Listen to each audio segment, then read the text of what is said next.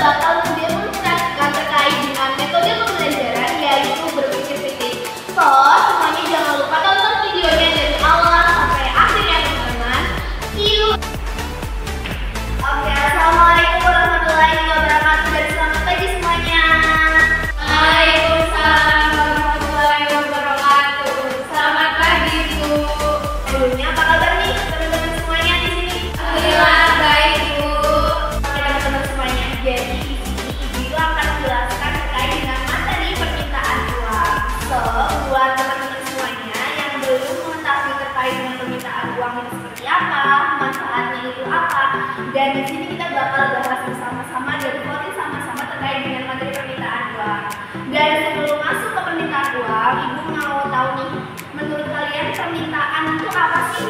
Saya Bu. Silakan Mbak Taya. Nah, jadi permintaan itu adalah perilaku seseorang untuk meminta sesuatu untuk memenuhi kebutuhan atau keinginan. Oke, betul sekali Mbak Taya. Jadi teman-teman semuanya yang perlu kita ketahui bahwa di sini permintaan uang itu berasal dari kata permintaan terlebih dahulu. Kita perlu belajar akan permintaan. Jadi permintaan merupakan suatu perilaku seseorang untuk meminta sesuatu untuk memenuhi kebutuhannya sehari-hari.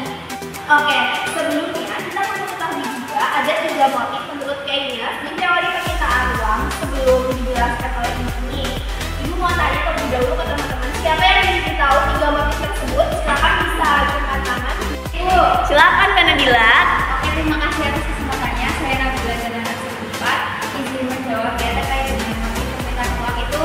Kesempatan saya ada 3. Yang pertama adalah motif transaksi, kedua spekulasi, dan yang ketiga adalah motif trader.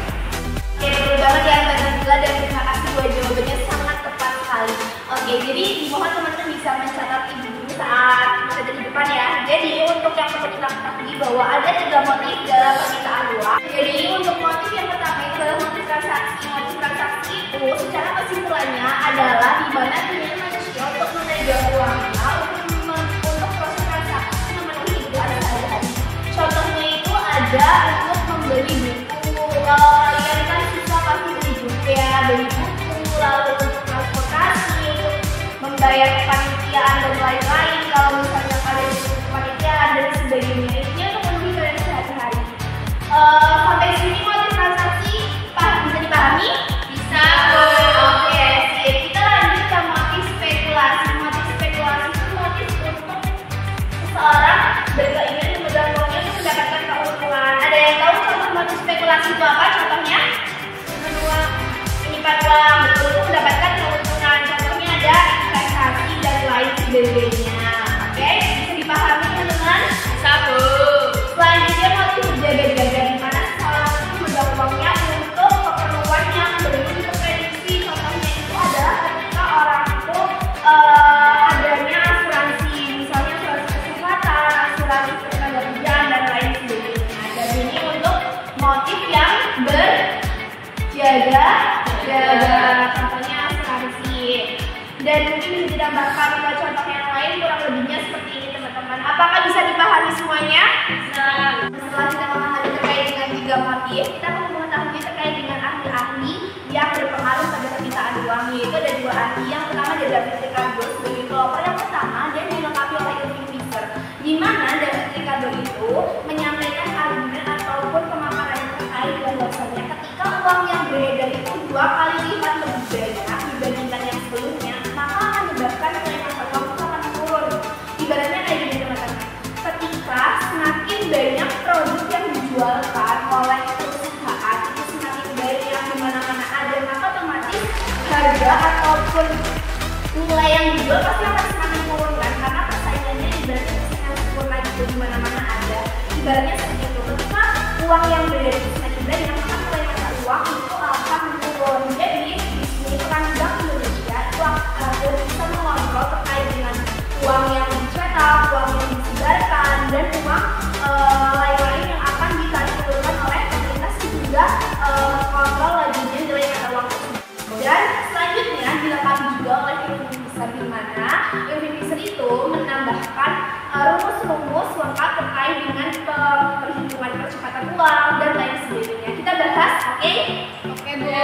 Masih semangat semuanya? Oke, siap. Jadi di sini ada rumus yang disampaikan oleh Irving Fisher, di mana rumus untuk beredar untuk mencari kecepatan peredaran uang, untuk mencari tingkat harga, dan untuk mencari jumlah transaksi. Dan untuk keterangannya, di mana F ini jumlah uang yang beredar, P ini kecepatan peredaran uang, P ini tingkat harga, dan yang terakhir P itu adalah jumlah transaksi. Nah, sebelum kita melanjutkan ke pembahasan rumus-rumus, ini kita langsung aja masuk ke pembahasan langsung ke contoh soalnya. Dan ibu mau minta ke salah satu teman-teman ada yang bisa maju, silakan. Oke, silakan Mbak Ataya bisa maju ke depan.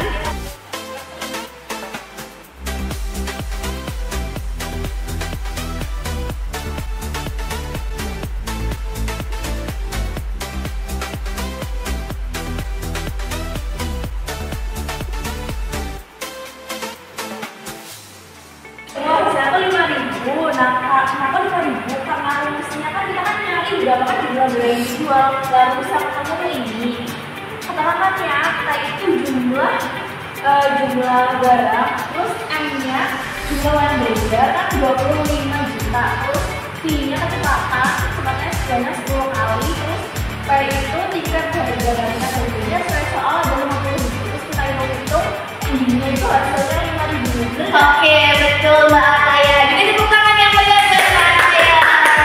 Oke, jadi betul sekali, terima kasih silakan. Betul ya teman-teman, jadi untuk mencari T atau jumlah barang yang dijual itu sama dengan kita mencari jumlah transaksi dengan rumus apa teman-teman?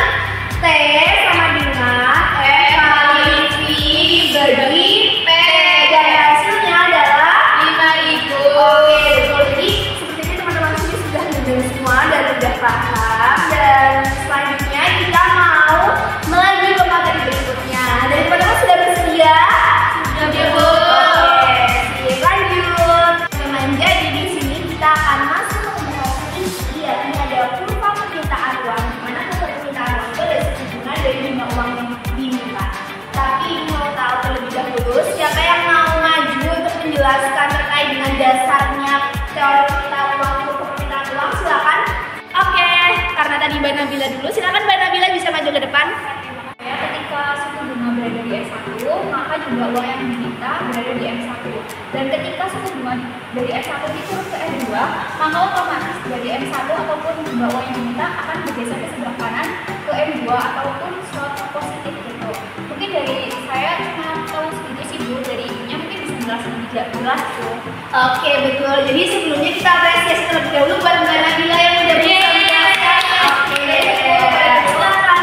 Oke, Mbak Nabila, pertanyaan yang sangat kritis dan perlu kita jelaskan di sini. Di mana yang perlu kita ketahui kesimpulannya adalah ketika suku bunga turun dari F1 ke F2, maka seseorang itu akan lebih prefer atau lebih membuat keputusan untuk memegang uangnya dengan tujuan spekulasi.